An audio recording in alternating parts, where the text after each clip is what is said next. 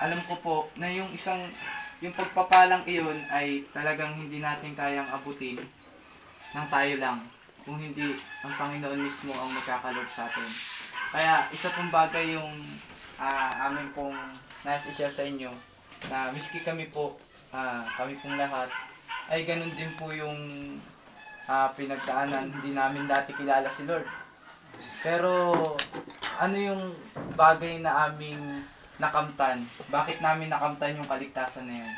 Siya rin po yung nagbigay nun. Gumamit po siya ng mga tao para kami rin po ay makakilala sa Kanya.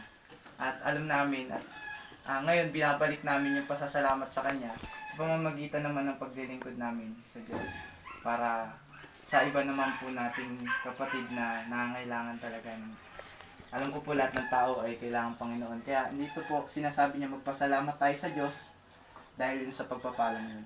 At sa verse 6 po, may sinabi rin po dito, purihin natin siya dahil sa kanyang kahangahangang pagkalinga sa atin sa pamamagitan ng kanyang minamahal na anak. Ayan. Isa pong bagay din yung pagpupuri sa kanya.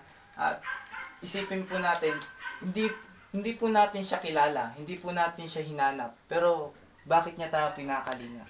Bakit niya tayo inalala? Yung ating buhay, kung saan tayo mapupunta at pagkatapos nating mawala sa mamatay. Alam ko meron pa mga kahit 13